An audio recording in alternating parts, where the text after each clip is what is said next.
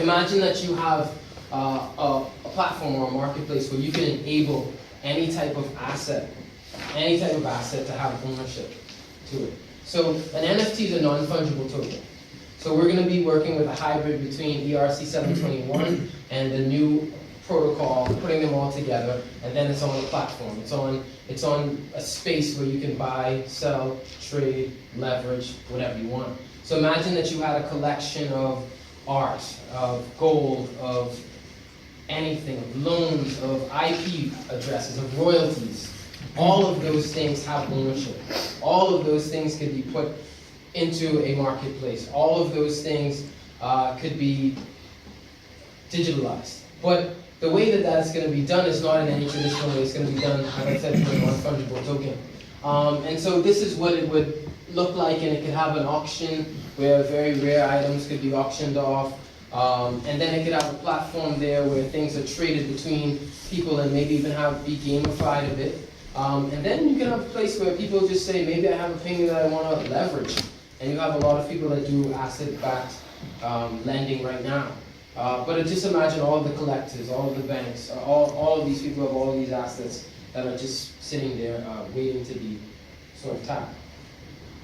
So I explained to you a little bit about the non-fungible token. But the good thing about the non-fungible token is in the metadata, we can have a whole plethora of information there, like the certificate of origin, authenticity, if you have a different sort of evaluation, if you have whatever, you need some data that sort of tells you about this asset and then qualifies it, it creates provenance, and then it'll stay on the blockchain, you can track it, so on and so forth.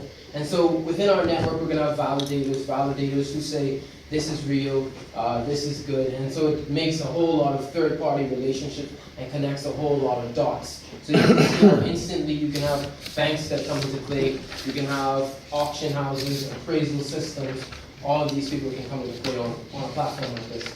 And then,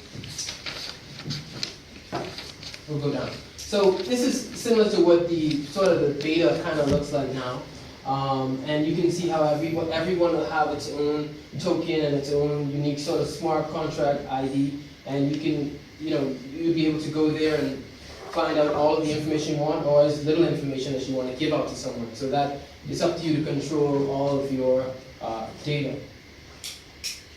This is something that we're really excited about. It's called Bazaar Pi, and basically it's just shared ownership, right? So there are a lot of IPs out there that people can have access to, that they can own. And in owning this IP, let's say that we split it in a couple pieces, maybe 1,000 pieces, and now we all buy in. Maybe it's worth $1 million.